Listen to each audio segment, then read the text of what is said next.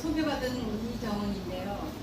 오늘 오기 전에 충북 스필문학회가 굉장하다는 이야기를 많이 들었어요. 그래서 제가 집에서 어떤 커리큘럼을 갖고 갈 것이냐. 오늘 강의라는 거는 굉장히 일방적으로 하는 것 같지만 사실은 여러분들이 어떤 그런 길을 모아주시고 감성이 저하고 맞닿아야 좋은 커리큘럼이 나올 것 같아요. 그래서 여러분들 많은 도움 부탁드립니다.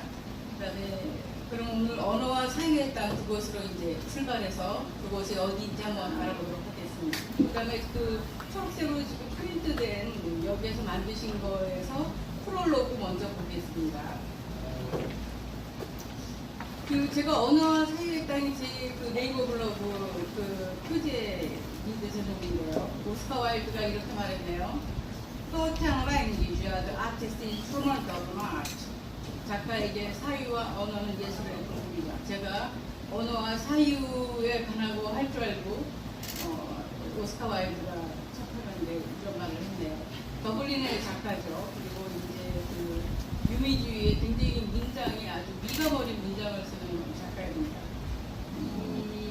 우리가 보통 이제 오스카 와일드 하면 도리온 그레이의 초상, 뭐 행복한 동화, 행복한 왕자 이런 걸 알고 있는데 이 원문을 보면 굉장히 그 문장의 어휘가 굉장히 미가 머리고 그 다음에 이 언어 보따리가 굉장히 좋아요. 예를 들어서 이 도리온 그레이가 자기가 점점 자기의 그림이 추하게 가고 있는 거 볼 때 얼로 도망가냐 하면 돈이 많으니까 이렇게 보석, 그 다음에 향수 이런 거로 가는데 그 언어라는 것이 그 제가 태어나서 들어보지 못한 영어예요. 아주 그 표현이 기가 막혀요. 그래서 그 언어가 그래서 저는 여러분들이 이 도리온 그레이 하면 대충 스토리를 알잖아요. 그 그림이 점점 이 사람이 나쁘게 살 때마다 그림이 점점 나빠진다 이런 스토리를 아는데 그런 스토리를 보지 마시고 왜 이 사람이 유미주의에서 미가 머리 문장을 쓰느냐 그런 시점에서 한번 그 도리온 그레이를 다시 보면 다르게 보입니다. 그러니까 스토리는 이미 알고 있고 뼈다귀는 알고 있기 때문에 언어의 입장에서 언어를 이 도리온 그레이가 어떻게 가져갔느냐 그 사유를 하기 위해서 어떻게 하느냐 향수 하나 쓰는데도 그 사람은 언어 보따리가 요만하지 않고 이만합니다. 거기에다가 다 언어를 긁어모아서 향수에 가는 거 다 취재해서 쓰는데 그냥 이 사람이 유명해진 데는 그냥 도리온 그레이의 주제만 갖고 쓴 그런 것이 아닙니다. 문장이 아주 날카롭습니다. 그래서 그것이 그 원어를 읽으면 더 좋겠죠. 그렇지만 원어가 이제 읽기가 쉽고 그런 게 아니면 어려우니까 우리나라 말로 된 번역체라도 이거를 언어 입장에서 보세요. 언어를 어떻게 썼나 처음부터 끝까지 곡성에서 그 작가 활동을 하고 있어요. 그래서 뭐 섬진강 영화제도 이렇게 하고 있는데 저도 그 영화제 추진위원이거든요. 그래서 이제 이분을 잘 아는데 문장이 굉장히 좋습니다. 그래서 제가 이 문장 중에서 제일 좋아하는 게 한 뼘이라도 자기 문장으로 나아가 쓸 때 남한테 들은 거 거기서 책에서 본 듯한 이런 거 쓰지 말고 내 안에서 내가 녹여내려서 육화된 언어를 쓸 것이냐 그렇게 쓰는 거고 아닌 건 차이가 있습니다. 뭐냐 라이브로 생생하지가 않아요. 남의 거는. 그래서 그런 거를 좀 생각해보고 쓰는데 이 사람이 잘 쓰는 이유가 있어요. 이 안개를 하나 보는데 저도 이 글을 보면서 섬진강 일이라는 거에서 깜짝 놀랐어요. 아, 이 사람이 왜 글을 잘 쓰는지 알았어요. 안개도 있잖아요. 이 사람은 들녘의 안개 보따리가 달라요. 미스처럼 안개인데 들녘의 안개 달라. 그 다음에 저수지에서 보는 안개 달라. 강에서 보는 거 안개가 달라. 언어 보따리가 달라요. 그러니까 들녘의 안개를 쓸 때의 언어를 다른 특별한 언어들을 가지고 와요. 강가에서 쓰는 거. 그래서 이분이 말하기는 흐릿함에도 저마다의 사연과 품격이 있다고 그랬는데 제가 이 이야기를 우리 반 학생한테 했더니 써가지고 왔어요.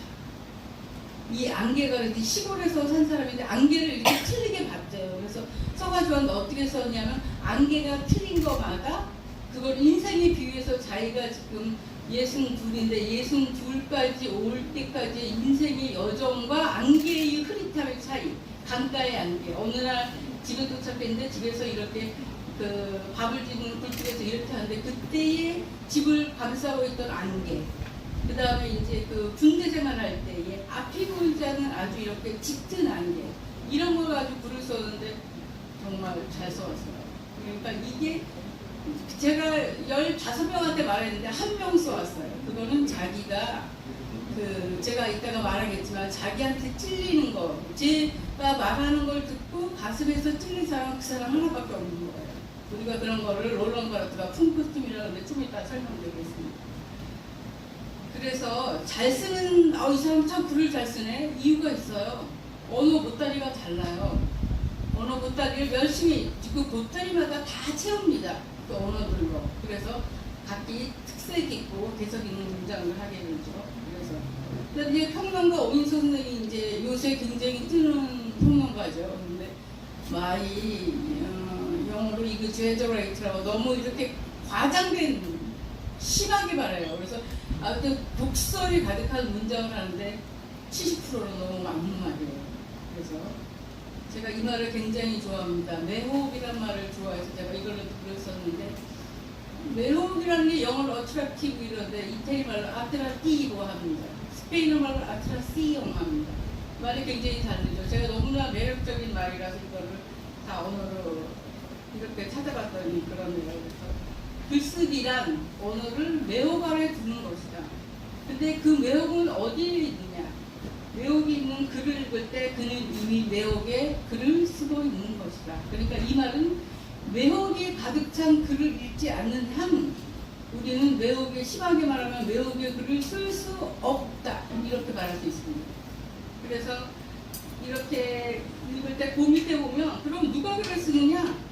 매혹의 개 같은 고통을 겪어내는 자만이 글을 수 있다. 이건 뭐냐면 책을 읽는 게 사실 힘들어요. 점점 나이가 들면 눈도 나빠지고, 뭐 애기도 보러 가야지, 손주도 보러 가야지, 뭐 친구들하고 등산도 가야지, 뭐 술도 한잔 해야지 이러는데 책 읽기가 쉽지 않아요.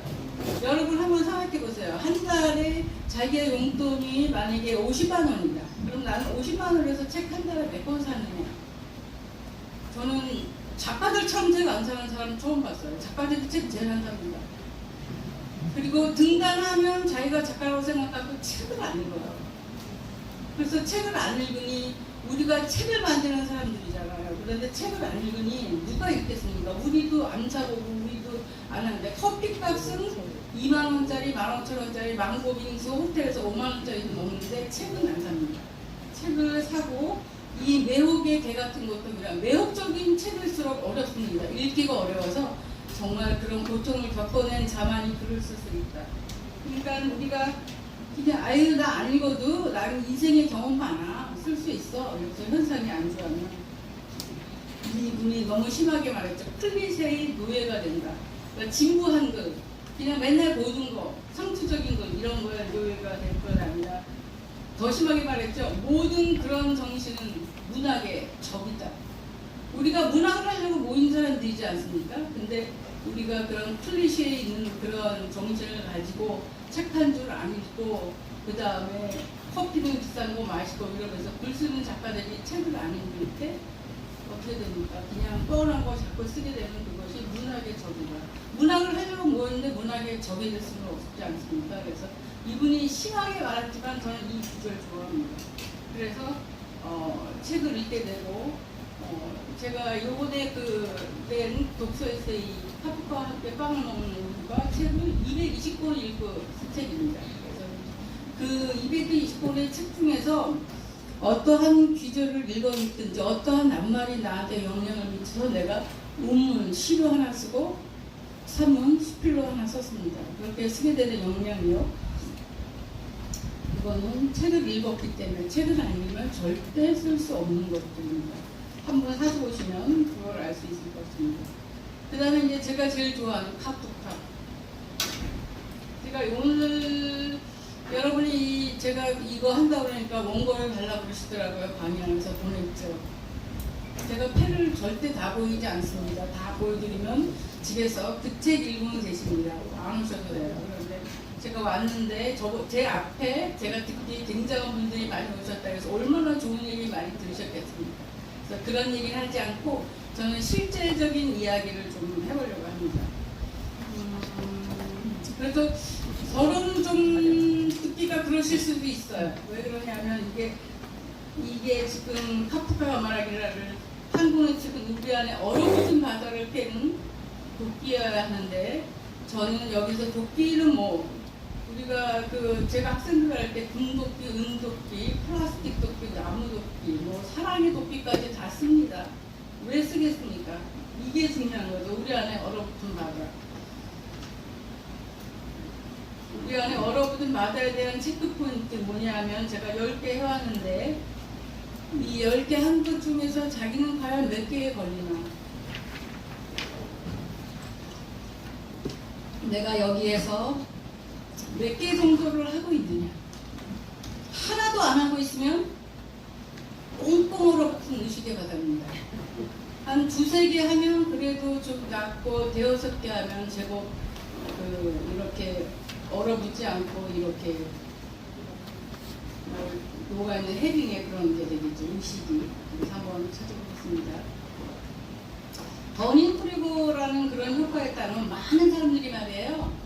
남보다는 자기 생각이 옳고 맞다고 생각합니다. 그것이 이제 그렇게 생각을 한다는데, 1번, 나는 수필계의 나한다 족인가. 이거 무슨 말인 것 같습니까? 클래식 공연가면 이렇습니다. 나한다족들이 있어요. 제가 클래식 공연 음악을 해서 한 3-4년을 예술의 전당에서 1년의 반을 살았습니다. 남이 하는 거 오페라 같은 거 봐야 저도 이제 작가로서 왜냐면 연출자하고 이 작가가 이렇게 싸우거든요. 절대 줄 수가 없어요. 팽팽하게 싸웁니다. 연출가는 연출가대로 하고 작가는 작가대로 자기의 그 배우가 다 질 거라고 생각해요. 연출가는 배우가 질 거, 작가는 배우가 내 거 이렇게 생각합니다. 그래서 둘이 싸우려니 제가 알 수밖에 없죠. 근데 가면 이래요. 음악 공연이 끝나면 어떤 음악은 뭐 그걸로 딱 끝나는 것도 있어요. 짜자장 끝나지만 어떤 거는 싹 여운이 있어요. 한 5초 기다려야 됩니다. 근데 나 이거 음악 끝나는 거 아는 놈이야 이러면서 브라보 합니다. 아직 안 끝났는데 5초의 여운이 있어야 되는데 음악의 연주가 이렇게 지휘자가 이렇게 하고 있다고 해서 끝나는 게 아니거든요. 5초 기다려줘야 됩니다. 나한다 조기라고 그래요. 그런 거. 음악회에 가면 혼자 온 사람들이 많아요. 저도 처음엔 친구들 부르고 머리 밥도 먹으면서 했는데 너무 피곤해가지고 나중에 배랑 딱 메고 물 집어넣고 빵 집어넣고 그러고 가서 딱 공연 보고 얘기하다가 나홀로족들이 모이는 데 있거든요. 거기 가서 얘기하고 두 번 다시 안 볼 사람처럼 돌아섭니다. 그렇게 하는 게 이 나한다족. 수필계에도 나한다족 있어요. 혹시 어떤 사람일 것 같습니까? 나한다족. 이런 거죠. 얘가 누군데, 나 20년 수필 쓴 사람이야. 30년 수필 쓴 사람이야. 나 알 거 다 알아. 세상에서 좋은 거 하면 다 들었어. 나 알아. 그리고 뭐라고 그러지? 뭐 와서 뭐라고 그래도 나는 내 스타일대로 쓸 거야. 이렇게 말합니다. 내가 아는 범위에서 제가 오기 전에 굉장히 잘 쓰시는 유명한 평론가한테 물어봤어요. 이거. 자기 스타일로 쓴다는 거에 대해서 어떻게 생각하느냐. 그랬더니 그분이 내 책의 표지에 섰어. 그냥 지가 생긴 그릇대로 쓰는 거지. 제가 선배거든요. 그러니까 등단은 저보다 늦게 했는데 나이가 많으신가 선배라고 제가 배우를 깍듯이 하는데 내가 정확히 말했어요. 선배님 그렇지 않습니다. 글은 자기 스타일로 쓰는 게 아니에요. 우리가 프로페셔널한, 그러니까 그냥 아마추어나 뭐 이렇게 딜레당트가 강한 이렇게 좀 뭐 클럽이나 뭐 이런 그런 개념이 살짝 들어간 작가라고 그러면 그렇게 써도 됩니다. 하지만 프로페셔널한 작가는 그렇게 쓰면 안 돼요. 작품에 맞는 구성, 작품에 맞는 스타일을 찾아줘야 합니다. 그러니까 예를 들어서 패션 디자이너가 옷을 만들 때 이거는 공주님이 이렇게 될 때 파티에 입는 옷이야 그러면 다르게 하죠. 그 다음에 오늘 우리 회장님 입은 것처럼 커리어 오문으로서 멋지게 딱 부러진 옷들 그런 거 합니다. 그 다음에 또 자유롭게 오늘 무슨 힙합 음악 들어가는데 힙합 스타일로 해줘야 되겠구나 다릅니다. 제 아들이 밀란에서 공부해서 패션 디자이너예요. 걔가 옷 그거 디자인할 때 의뢰 받으면 이렇게 합니다. 오늘은 무슨 옷 의뢰 받았어? 그러면 오늘 저렇게 타렌트 누구 중에서 누구 거 했는데 걔는 이렇게 해달래. 그리고 이렇게 하면 얘는 이게 맞겠어. 이렇게 하면서 걔 스타일을 자기에다가 자기의 그 그림 실력으로 자기의 디자인을 합해서 냅니다. 우리도 어떤 그림, 어떤 글을 쓸 때 서정성이 강한 글을 쓸 때는 노력을 해야 됩니다. 뭘 노력해야 되느냐?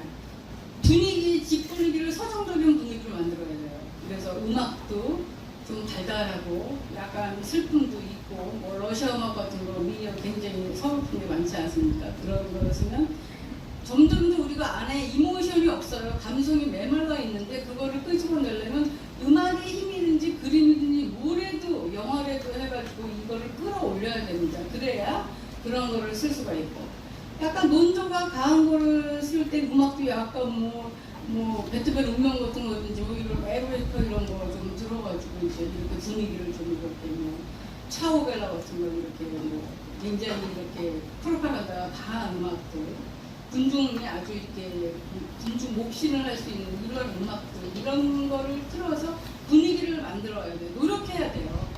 그 그냥 이렇게 좋은 패션 디자인의 옷이 나오지 않습니다. 노력해야지. 수많은 그림들을 보고 수많은 남들이 한 걸 보고 또 이렇게 어떻게 하면 이게 가장 효과적으로 쓸 수 있냐 가장 효과적인 구성을 할 수 있냐를 해서 작품의 스타일에 맞게 써야 됩니다. 그러니까 예를 들어서 전원일기나 뭐 TV문학관 사람들이 이렇게 말해요. 제가 KBS 있을 때 뭐라 그랬냐면 조사를 하면 방송국에서 웃겨 죽겠대요. TV문학관이 뭐 70% 나와요. 꼭 있어야 된다. 그런데 그 TV문학관 하나인데 1억 들거든요. 1억 들어요 딱. 근데 프로테이지 3% 나옵니다. 말은 TV문학관에서 보질 않아요. 보는 거는 다 재밌는 오락봅니다. 그거나 마찬가지로 이 작품도 그래서 이렇게 얘기해요. 난 내 스타일로 쓸 거야. 근데 제가 이런 분 봤어요. 굉장히 스필드에서 유명하신 분인데 후배들이 이렇게 얘기하더라고요. 이거 굉장히 좀 죄송한 말이지만 이분 밝힐 수 없고 그분 거 그만 봐도 돼. 책 2권 읽으면 끝이야. 맨날 똑같은 거 써. 이거는 뭐냐 나의 스타일로 쓰기 때문에 그렇습니다. 맨날 나는 똑같은 거 써. 나는 내 그릇이 이만하니까 이런 거만 쓸 거야. 니네들이 뭐라고 하지 마. 그러면 더 이상 아무도 안 봅니다.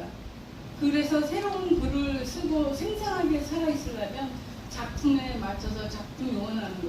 작품이 내 안에서 너는 이거를 써야 돼. 이런 거를 갖다가 써줘야 합니다. 그래서 절대로 자기 스타일로 쓰려고 고집 부리지 마십시오. 아무도 안 있습니다. 이제 그 사람 거 안 읽어도 돼. 그 사람 맨날 똑같은 거 써. 맨날 똑같이 쓰는 분이 있습니다. 그래서 저도 그분 거는 안 읽습니다. 이제. 왜 그러냐면 주제 뭐 이렇게 뭐 소재 좀 다르면 맨날 똑같은 묘사에 맨날 똑같은 묘사들이 앞에 1, 2번 보면 됩니다. 새로운 거를 쓰고 이분 좀 봐. 그리고 언어도 새로운 거를 쓰고 새로운 생각하셨네? 그래야 봅니다. 이분 나이도 많고 이러시는데 이렇게 새로운 걸 쓰셨는데 젊은 사람보다 더 이거 신선하다 이래야 봅니다. 결국 우리가 글을 쓰는 게 문학의 자기 위로를 출발하지만 봐줘야 될 거 아닙니까? 아무도 안 보는 글을 쓰면 그럴 수도 있죠. 일기. 자기만 보고. 일기 쓰면 됩니다. 그러나 수필을 써야 되고 어떤 글을 문학을 하면서 그 한 사람이라도 나만이 위로받는 것이 아니라 내가 쓴 걸로 한 사람이라도 위로를 받을 수 있고 감동을 받을 수 있다면 노력해야죠. 작가가. 저는 노력이 필요하다고 봅니다. 그래서 이 작품의 스타일에 따라 해라는 것은 작가의 노력입니다. 그 언어에 대해서 생각을 하고 이래야 됩니다. 그러면 이제 이런 일이 있는데 제가 한번 여쭤볼게요. 챗 GPT라고 요새 뭐 제너레이션 트랜스폼이라고 이렇게 챗 GPT가 굉장히 많이 나와서 챗 GPT를 갖다가 쓰세요. 그런데 제가 보면 챗 GPT 모르고 쓰는 거예요. 엉터리예요. 알고 쓰면 그렇게 쓰면 안 돼요. 그런데 모르면서 챗 GPT 어디서 들었단 말이죠. 이제 언어에서 챗 GPT가 어떻게 나오는데 엉터리예요. 왜? 공부를 안 했기 때문에. 최소한 자기네 집에 요새 말하는 챗 GPT나 이게 아주 생성형 인공지능이죠. 그래서 버트라는 거하고 달라요. BERT 버트라는 거는 3.1운동 며칠 날 일어났니까 1919년 3월 1일 날 일어났어. 이렇게 딱 정답을 말하는 건 버트예요. 근데 챗 GPT를 어떻게 말하냐면 내가 A라는 언어를 이렇게 한 3-4개 띄우면 그걸로 쥐가 막 생성을 해요. 생성이라는 건 이렇게 살아서 어떤 걸 이룬다는 뜻이잖아요.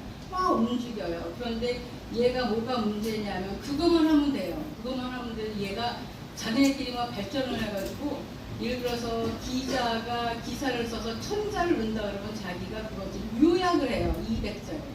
그리고 거기다가 구성까지 해요. 얘가. 그러니까 자기네가 자가 발전을 해가지고 그 정도까지 돼서 지금 앞으로는 어떻게 될지 모르지만 제가 말하는 거는 챗 GPT나 메타버스 양자역학에 대한 거를 책이라도 한번 사서 집안에 꽂혀 있느냐. 집안에 꽂혀 있으면 그거는 1단계 통과한 겁니다.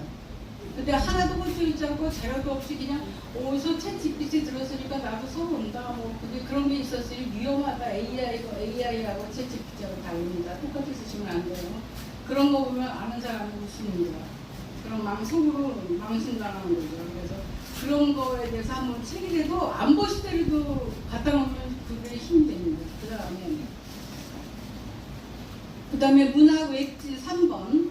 문학 웹진은 웹 매거진이죠. 처치하거나 원고 청탁 받아본 적이 있네요. 이것도 한번 체크해 보시죠.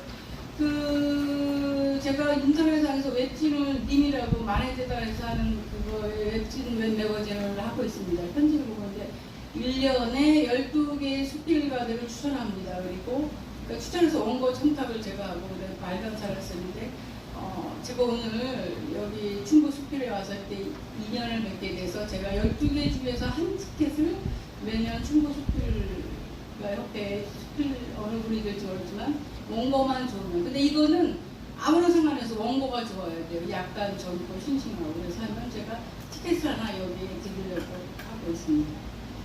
그래서 이제 이 매거진 이런 것도 한번 인터넷을 서치해 보세요. 별것도 아니에요. 들어가 보면 이 말만 그렇지 별것도 아니에요. 그냥 우리가 잡지가 이렇게 온라인상으로 있는 것 뿐이에요. 우리가 그 다음에 문학 플랫폼에 들어가서 활동한 적이 있는 플랫폼이라는 거 회장님 플랫폼이 그냥 보통 어떻게 하는 게 플랫폼이죠. 문학 플랫폼 말고 그냥 플랫폼.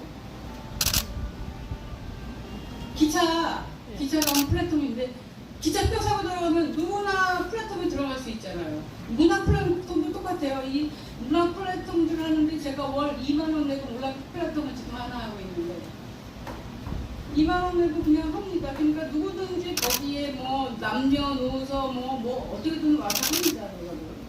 그래서 플랫폼을 활동하는데 제가 그래서 거기서 배웠어요.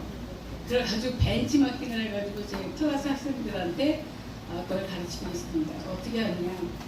조울시고라고 조울시고는 좋은 시를 하는데 과거의 시 김소울 이런 거 안 됩니다. 요새 현재와 미래의 시인들이 쓰는 시를 2편씩 하고 그 다음에 그거에 대한 고찰을 합니다. 작가에 대한 그런 동아리를 수업 시간 끝나고 하고 있고 그 다음에 이 문화 플랫폼에서 뭐를 하냐면 읽을시고를 해요. 읽을시고는 뭐를 하냐면 어떤 A라는 책이 만약 물고기는 존재하지 않는다 이런 책이 있으면 그 책에서 좋은 구절을 한 20구절을 이렇게 해가지고 매일 아침 낭송을 해서 요새 카톡 치면 카톡 밑에 이렇게 마이크 있어요. 탁 쳐서 녹음하면 바로 올릴 수 있거든요. 어렵지가 않아요. 그래서 매번 하는데 이렇습니다. 사람이 이런 거 있잖아요. 나는 수필기에 나간다 죽인가 챗 GPT나 메타버스 이런 거 사본 적이 있는가 이런 거 읽을 때도 녹음을 한다 그러면 한 3-4번 읽게 돼요.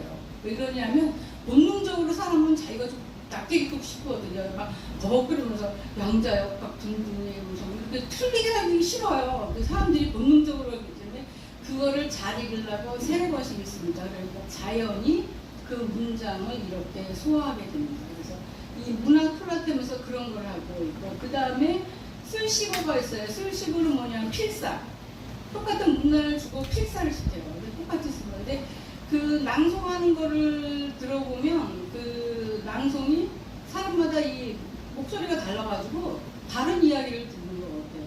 굉장히 좋습니다. 저는 이거 하고 이제 그 괴테의 그 아주 대가이신 전영희 교수 서울대학교 여주의 여백서원이라는 곳에 거기서 파우스트 낭송을 하는 제가 그 멤버예요. 그래서 파우스트 낭송을 한 달에 2번씩 하고 있는데 낭송이 엄청 좋습니다. 한번 해보십시오. 이거 제가 2만원 내고 배운 거 벤치마크 하는 겁니다. 그래서 여기서 서클이 문학 서클이 있으시면 한번 책을 한 달 정해서 그래서 그렇게 한 다음에 필사도 좀 하고 그 다음에 뭐냐면 토하시고라고 토론합니다.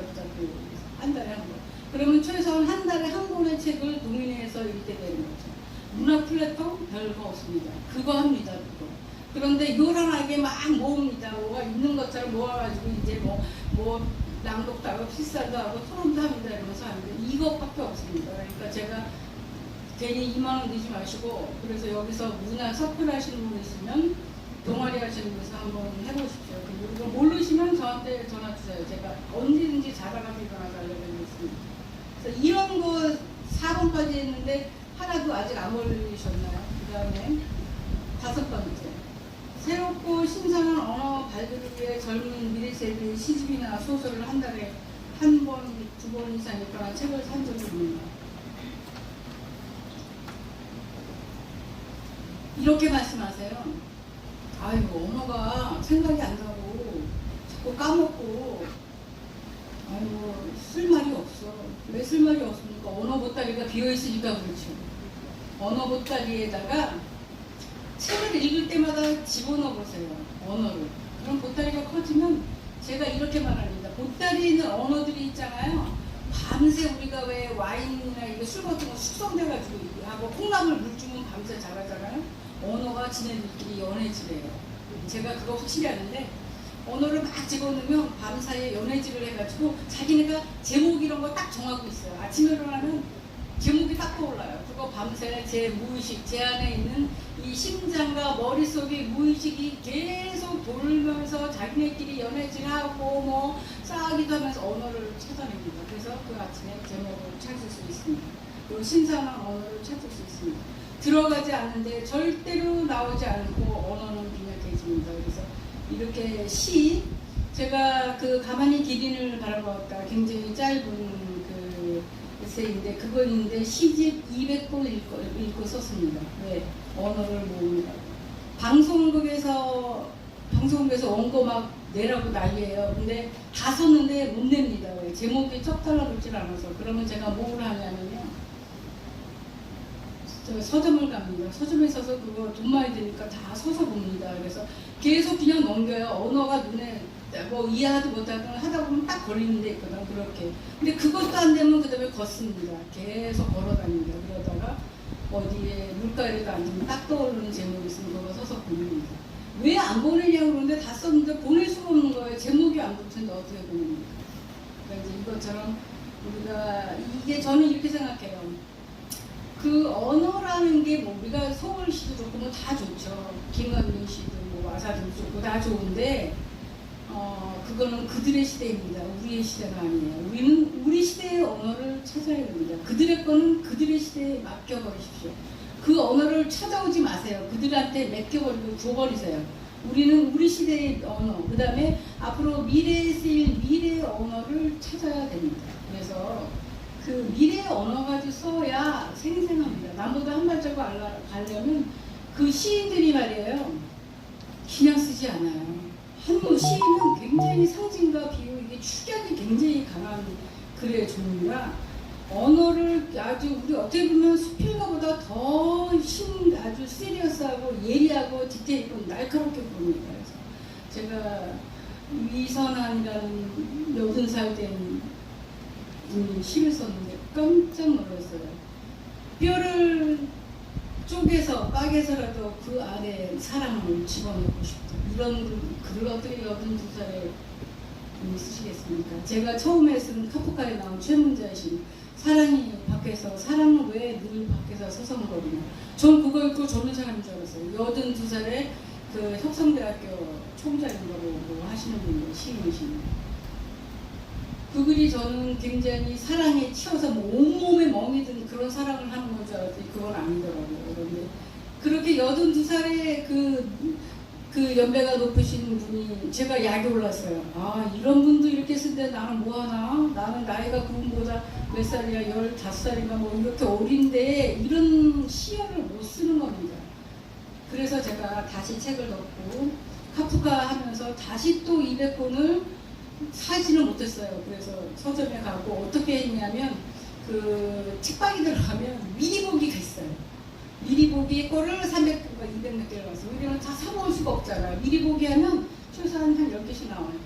그래서 한 10권 하면 100개 하는 거. 그래서 시어를 이렇게 공부를 좀 하고 그 수필 모임이 있으시면 거기서 저는 아까처럼 좋을 시도 시를 두 편씩 자기가 좋아하는 거 갖고 오고 그거에 대해서 그 작가를 뭐 이문재 시인도 좋고 뭐 요새 뭐 좋은 시들이 많죠. 그런 시인들 젊은 시인들의 것을 이렇게 갖고 와서 읽어보면 글이 저보고 아까 어떤 분이 그래요. 이경 작가님 왜 글이 그렇게 언어가 생생해요. 생성할 수밖에 없죠. 제가 미래 시인들의 작가를 매일 시를 보고 있는데 그리고 그 저는 사실 수필가들이 쓰는 거는 많이 보지 않습니다. 오면은 이제 봐요 잡지를. 그런데 소설도 많이 봅니다. 요새 가장 많이 뜨는 작가가 최은영이라고 희미한 것들이 그냥 며칠 전에 나왔어요. 그래서 뭐 벌써 뭐 교보에 2위가 되고 있고 물고기는 존재하지 않는 이런 것들. 그다음 백수린의 문장은 정말 아름답고 반짝반짝합니다. 구성 굉장히 심플하고 좋습니다. 우리가 소설을 읽는데 소설이 우리보다 나서가 아니라 소설가들은 구성에 플롯에 중심을 두기 때문에 우리가 아까 제가 그랬지 않았습니까? 그 수필의 종류에 따라 스타일에 따라 써야 되면 플롯을 소설적 플롯을 갖고 오는 거예요. 우리가 살짝 카피하는 거죠. 그건 표절이 아닙니다. 그래서 우리가 공부하는 거죠. 그런 거예요. 그래서 그렇게 할 때 그 다음에 최은영이가 쓴 쇼커의 미소라고 굉장히 유명한 작품이 있는데 그리고 이번에 또 그 작품을 냈는데 그런 거. 그 다음에 권여선이 쓴 각각의 계절. 제가 우리 문화 플라톤에서 지금 그걸 하고 있습니다. 20대, 30대들의 눈이 얼마나 날카로운지 제가 책을 8권이나 냈는 사람인데 밀릴까봐 초조해하면서 그들과 같이 문화 플라톤을 합니다. 그 정도로 지금 언어가 발달되고 있는데 맨날 it's my style. 나는 나의 스타일로 갈 거야. 이러고 있어요. 그러면 누가 읽습니까? 안 팔리고 책이 안 팔린다고 해서 팔아야 될 거 아닙니까? 그리고 굉장히 책을 내고 나면 작가가 열심히 홍보하고 작가 열심히 해야 됩니다. 그래서 이런 생각이 들어요. 이 책이 조금씩 나간다 그래서 제가 우리 그 출판사 대표가 5,000부 봅시다. 그래서 내가 만부하면 안 되냐? 수필계는 맨날 1,000부가 몇십 원이냐? 2,000부가? 만부 팔면 어때? 만부도 좀 팔아보자 우리도. 왜 수필 아는 사람들은 만부가 파는데 정통으로 문학으로 이렇게 아름다운 수필들이 팔리지 못하고 있는 이런 거. 그러니까 심사 들어가서 그렇습니다. 아르코 같은 거 심사를 하면 문학 있는 거 자꾸 이렇게 도외시해요. 그래서 교수님, 평론가들하고 같이 심사를 많이 하게 되거든요. 그러면 아닌 거 뽑습니다. 제가 슬쩍 올려놔도 그렇게 뽑아요. 그러니까 그런 거에서 주지 않으면 뭐냐. 첫 번째 테마가 있는 거를 좀 확실한 테마가 있는 그런 거를 좀 뒤에 가서 다시 얘기를 하기로 하고 그 다음에 그림 전시. 연암 박지원이 그 연암 서간집이라고 해가지고 이제 그 책을 냈는데 그거를 이번에 고추장 단지를 보내며라는 고추장 단지를 보내며라고 그런 제목으로 아주 재밌는 제목으로 이제 그게 원문을 번역했는데 거기 연암이 이럽니다. 서울에서 올라오는 책들 그림 서화집을 보는데 그것이 글 쓰는 거하고 아주 맞붙어 있다. 연암이 글을 잘 씁니다. 문장도 좋고 연암 산문집도 굉장히 좋고 왜 그러겠습니까? 연암 그 대단한 연암조차도 그림을 매일 들여다봤다는 겁니다. 그 연암 서간집에 나옵니다. 저도 깜짝 놀랐어요. 연암도 그랬구나. 근데 우리는 안 합니다. 우리가 연암보다 글을 잘 씁니까? 못 쓰잖아요. 그러면 더 많이 봐야죠. 연암이 하나 볼 때 우리 둘 봐야 되고 연암이 세 볼 때 5개 봐야 됩니다. 그렇게 봐야 연합만큼 못 써도 그 발이라도 쫓아갈 수 있습니다. 그래서 음악회, 영화 이런 거. 영화는 저는 이제 드라마를 쭉 이제 10년 쓰면서 이렇게 영화는 구성이에요. 뭐를 앞에 갖고 오냐. 우리가 이제 이런 거 있잖아요. 이렇게 영화 볼 때 엄마가 배를 막 이렇게 쥐어들면 저 엄마 아프거나 죽거나 안 걸렸을 거야. 이렇게 알잖아요. 이거 복선이라고 그러잖아요. 우리 수필에서는 복선 넣으면 안 됩니까? 꼭 뭐 드라마에는 복선 넣으라고 겁니다. 그렇게 그래서 그 복선을 좀 미리 깔고 이렇게 구성 이런 거를 좀 생각해야 됩니다. 그다음에 이제 제가 이거를 굉장히 글을 쓸 때에 잠깐만 그다음에 이거는 뭐냐면 그림 장식 음악회 이런 거는 감도를 높이려고 그래요. 감도가 우리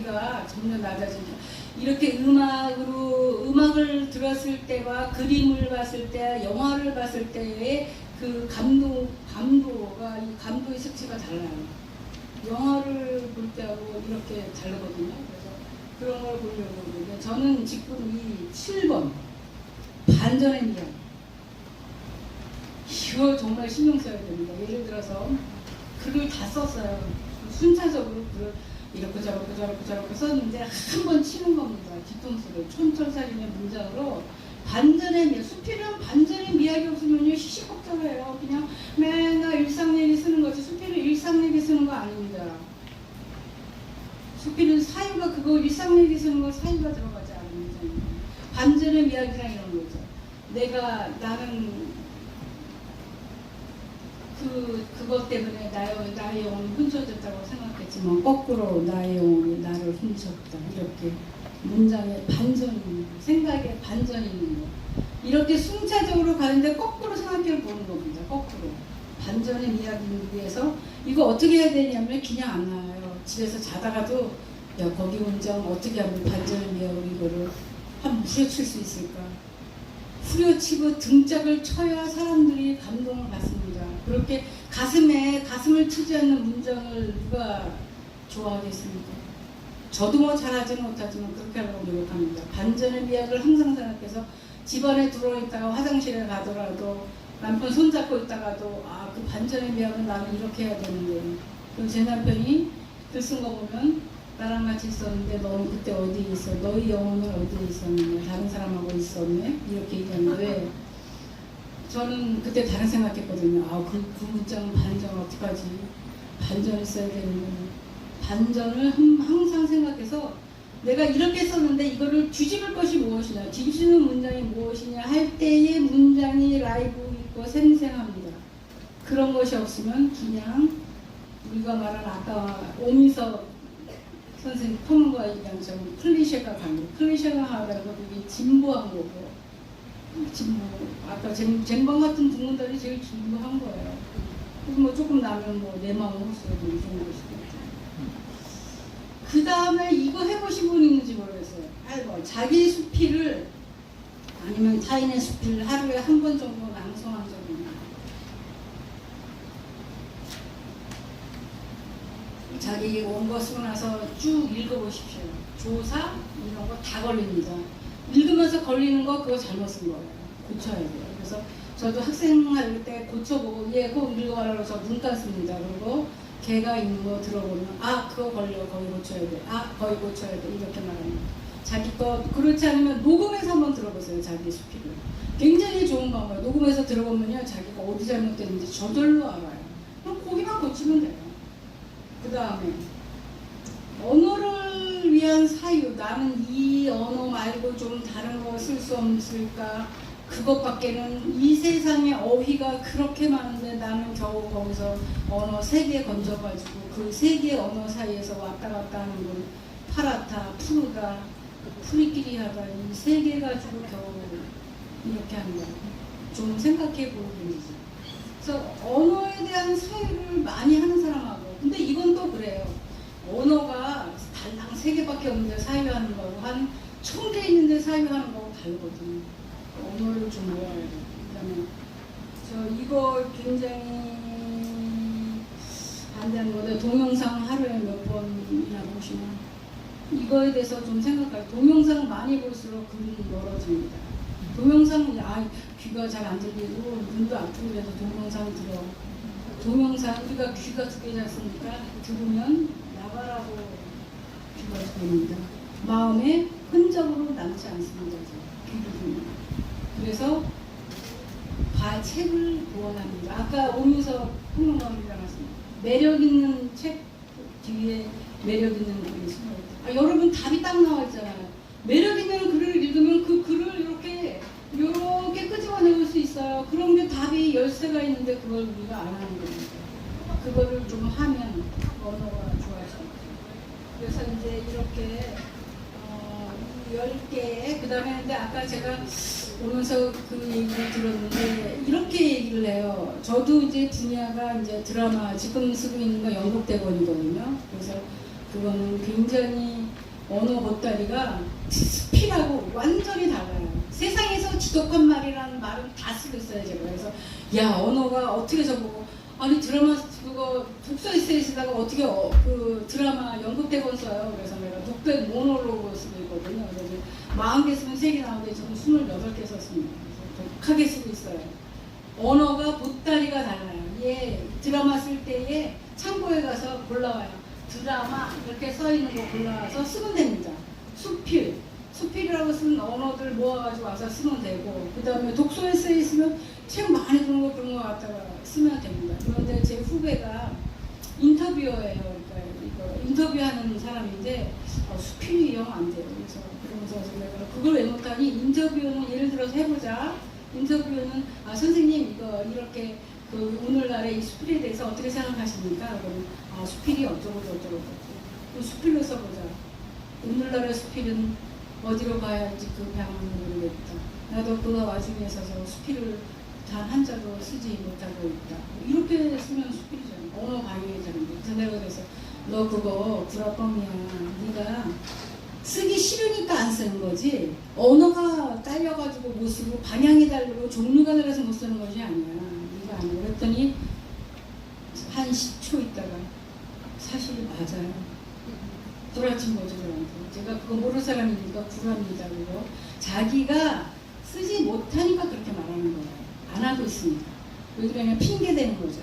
이게 그 종류가 틀리고 마운더리가 틀리니까 못 쓰는 거야. 이거 그렇습니다. 자기가 진짜 쓰고 싶은 그렇지 않아서 무슨 일이 있어도 씁니다. 불길이 있어도 씁니다. 그래서 제가 말하는 거는 언어 주머니가 다르니까 전혀 상관할 거 없습니다. 요즘에 뭐 크로스오버라고 그러고 뭐 시도 쓰고 뭐 요번에 그 카프카 쓰는데 제가 하나는 산문 문문으로 쓰고 하나는 썼는데 누가 이렇게 말했어요. 어머 이경훈 작가님 그거 어떻게 그렇게 딱 맞는 거를 인용하셨어요. 왜 어떻게 인용하면 내가 썼으니까 딱 맞았더라고요. 그런 겁니다. 그냥 쓰면 됩니다. 그 대신 저보고 등단하라고 그래서 이랬어요. 시인으로. 저는 에세이나 잘 쓰겠습니다. 그래서 이 오늘 11개 말씀드렸는데 그 중에서 내가 2~3개라도 하고 있으면 얼어붙은 거는 아니지만 얼어붙은 바다, 제가 좋아하는 카프카가 우리의 얼어붙은 바다, 우리 안에 얼어붙은 바다에 대해서 도끼로 생각해보시오. 오늘 밤에 나는 내 자신에 대해서 금도끼가 필요한지, 은도끼가 필요한지, 사랑의 도끼가 필요한지, 나무 도끼가 필요한지 한번 하시면서 집에 가서 한번 스스로 한번 생각해보십시오. 그 다음에 문학에서 사회와 언어의 관계인데 뭐 이거 생각이라는 건 이렇게 뭐 말하자면 이렇게 디지털처럼 딱 보기 하나만 생각하는 건데, 사회라는 건 조금 더 아픈다고 뭐 궁리하는 거죠. 생각할 사회, 생각할 있잖아요. 유추, 상상, 몽상 뭐 이런 것들이 다 들어갑니다. 이게 문학적 글쓰기는 왜 이렇게 어려울까? 문학적 글쓰기가 피곤해요. 그냥 마음대로 글쓰는 거죠. 문학이라는 게 쉽지 않잖아요. 그러니까 문학적 글쓰기를 좀 수필을 쓰라고 어렵단 말이죠. 근데 이거는 왜 그러냐면 뭔가 깨닫고 의식해야 돼요. 그러니까 머리를 자꾸 써야 되니까 이렇게 머리가 이렇게 있으면 표피에 있는 그거만 쓰면 되는데, 이거는 표피에서 바늘을 찔러서 안으로 들어가야 됩니다. 우리의 의식 저 안에 있는. 그러니까 겉으로 있는 뭐 쇼펜하우의 의지와 표상으로 해서 걔가 표상이 아니고 그 안으로 바늘을 꾹 찌르듯이 의식의 세계로 들어가야 됩니다. 어렵습니다. 그래서 의식하고 있을 때 이 언어가 살아있으면, 만약에 그렇지 않으면 문학은 없다 이러는데, 얄밉게도 언어가 너무 솔직해서 빈약한 사회를 그대로 뭐 까발린다 이런. 그러니까 언어가 몇 개 안 되면 사유할 것도 없어요. 우리가 뭘 생각하면 거기서 한 가지 언어가 나오고 뭐 이런 감성만 나오기 때문에 여러 가지를 많이 사유해야 되겠죠. 그리고 제가 이 문학은 표현이라는 거, 사람들이 굉장히 이거 무시해요. 글 쓰는 사람들이 문학은 표현이고 기술이래. 그러면은 기술이라고? 그러면 우리가 이걸 모르서 우리가 아르테라고 그래요. 아트라는 예술인데 다른 말로 기술이거든요. 기술은 테크니컬하고 달라요. 테크니컬은 손재주 뭐 이런 재주일 수 있지만, 이거는 기술은 뭐냐면 글을 닦는데 표현하려면 어떠한 기술들을 배워야 되는데 그걸 몰라요. 제가 학생이 하나 지금 학생도 아니지 다른 데서 배우고 있는데 개인예술하면서 책을 내는 걸 좀 가지고 감수를 하고 있는데, 내가 이랬어요. 뭐 남의 선생님이신데 뭐라고 말할 수가 없고 내가 잘났다고 할 수 없지만 이렇게 얘기해서 참다 못해서 도대체 그동안 뭘 배웠니? 뭘 배웠니 내가? 이렇게 기본도 모르고 우리나라의 5대 작가들 그런 거 하나도 모르고 이러고 있으면 되겠습니까?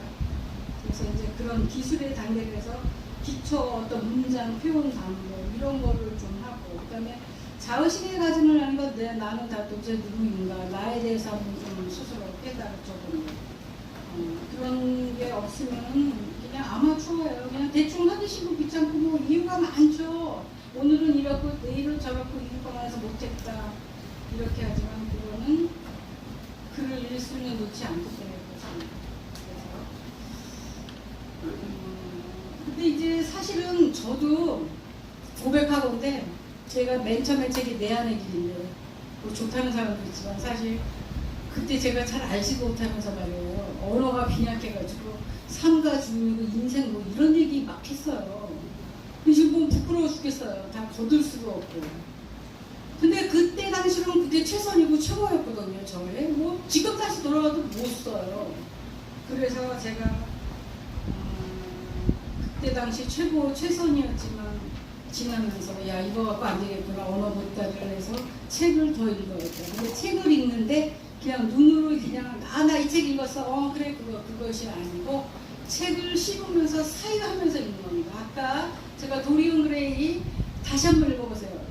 옛날에 스토리만 할 거에서 언어를 중심으로 보면 사유하게 되고 이 오스카 와일드는 그 사람이 남색으로 이렇게 감옥선으로 가서 괴롭히다가 애인의 집에서 파리에서 쓸쓸하게 죽어요. 뭐 뒤에가 좀 비참하기는 하지만 최고의 작가입니다. 그래서 그 언어를 이렇게 들여다보면서 언어의 주머니를 좀 늘려본다. 그러니까 이거는 제가 거밑에 썼지만 어떻게 이거를 넘어갈 수 있느냐 정진, 수련 모든 것이 다 그렇습니다. 정진, 수련 그러니까 이런 거예요. 우리가 어느 하나 뭐를 쓰는데 이렇게 어느 순간 번뜩하는 거였어요. 그 정이에요. 우리 인간도 이렇게 평범한 사람도 굉장히 이렇게 뭐라 그러나 똑똑한 사람, 뭐 신앙인, 뭐 종교인, 뭐 이런 높은 고면적인 사람만 느끼는 게 아니라 우리 평범한 사람도 딱 이렇게 점 찍을 수 있어요. 근데 우리는 뭐를 못하냐? 어느 순간 점만 하나 찍어. 그리고 이 후련, 디스플레이라고 그러죠. 수련을 하지 않아요. 이 점을 자꾸 이어서 그게 점이 많아지면 선이 되거든요. 그래서 그 종교인들은 선을 그어서 유명한 종교인이 되는 거예요.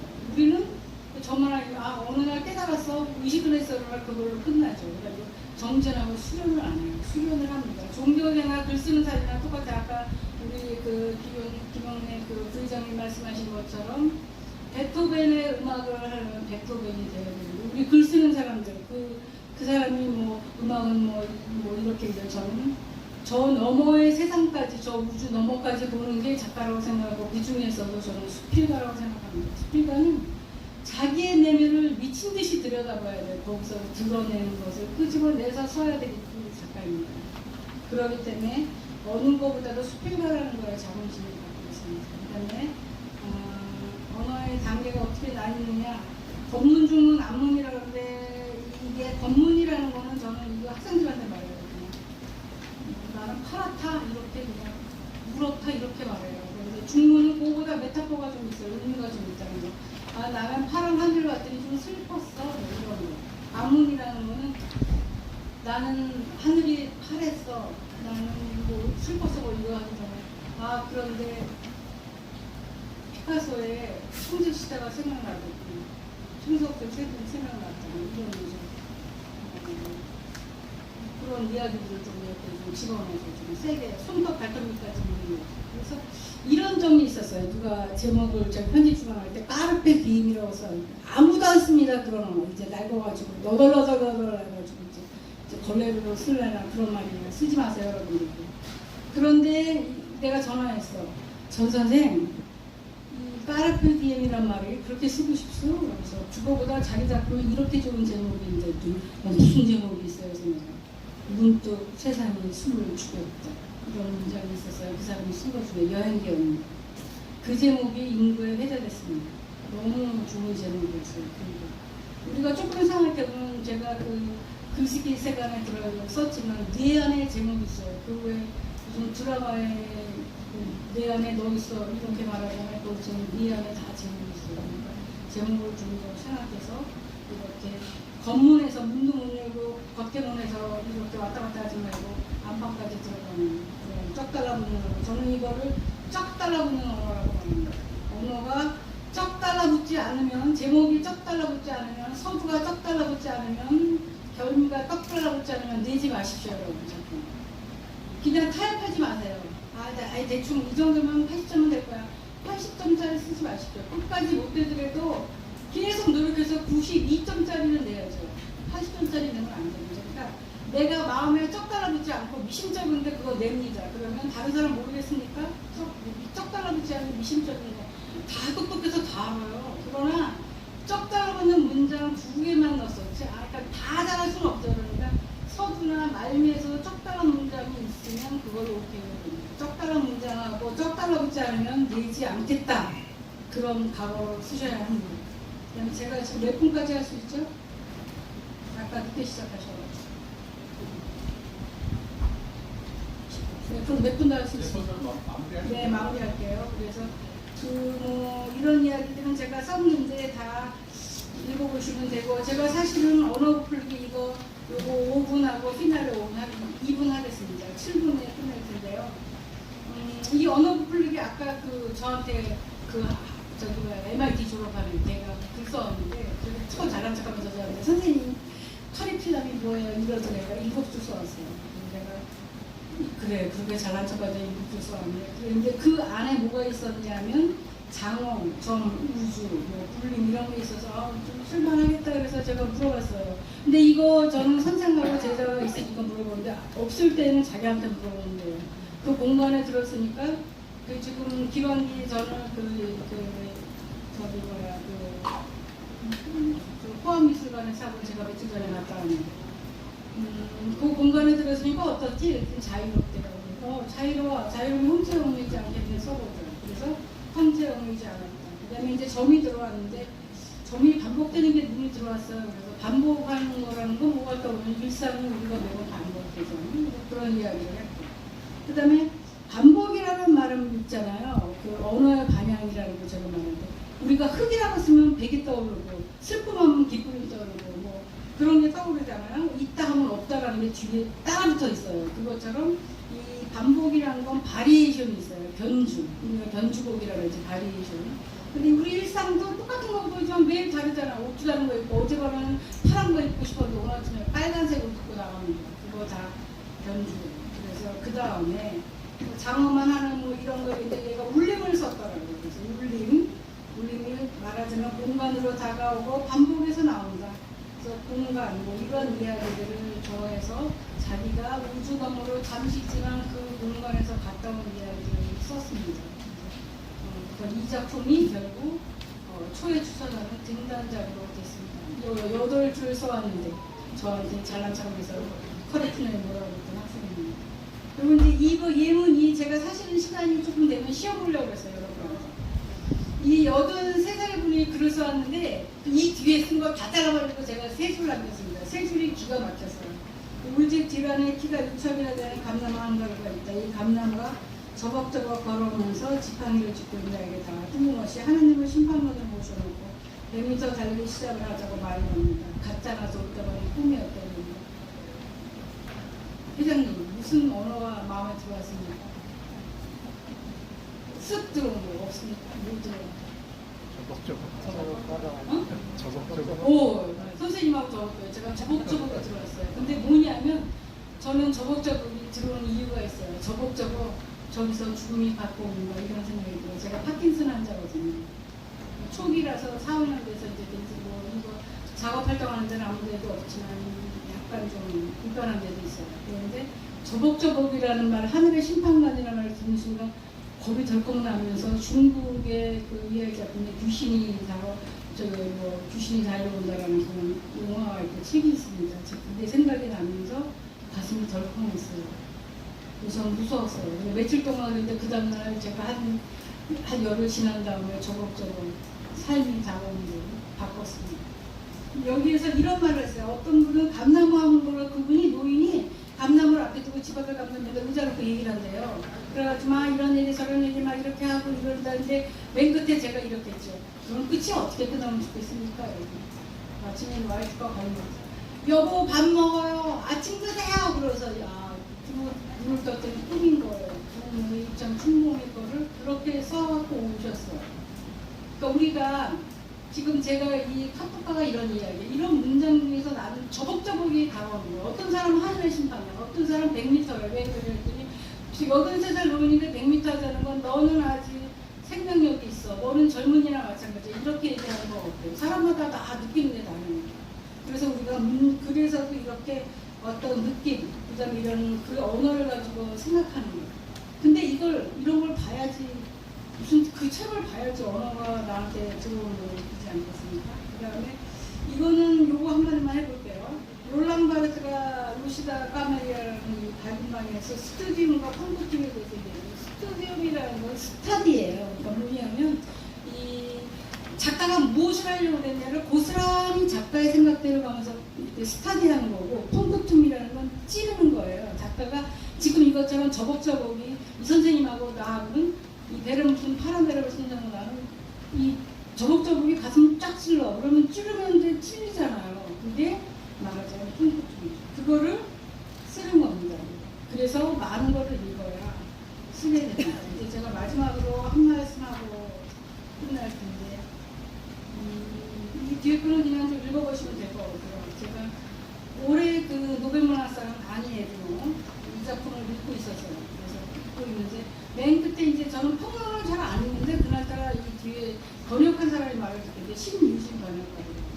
그래서 아니 에르노의 글은 살아서 건너온 글이다. 그랬는데 제가 이건 뭐야? 살아낸 글은 엄청 많이 봤다. 살아낸 글이 많잖아요. 작가들이 힘들게.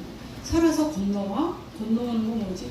근데 건너가는 거보다는 긍정적이네. 그랬어요. 그로부터 한 보름간 고민했죠. 건너오자는 무엇이냐. 왜 글이 건너오느냐. 근데 제가 문득 깨달아서 글이 작가와 상관없이 지 의지를 갖고 허리를 고추세로 꼿꼿하게 달려오는 겁니다. 그래서 우리 부회장님이나 사무국장님의 손에 들어오는 거예요. 그래서 마침내 들어오고 쓰게 할 거라고, 작가라면 절대 놓치지 말아야 될 거, 그 다음에 꼭 써야지 할 걸 놓치지 않게 하는데 그것이 우리 사무국장님이다. 그러면 글이 고추 세워가지고 살아서 건너옵니다. 저는 여러분한테 끝으로 이 말하고 싶습니다. 여러분 지금 여러분의 등 뒤와 옆을 보십시오. 뭐가 있습니까? 살아서 건너온 글이 여러분 옆에 서 있습니다. 등을 돌리지 마시고 외면하지 마시고 그 살아서 건너온 거를 손을 잡아주십시오. 그리고 써주십시오. 감사합니다.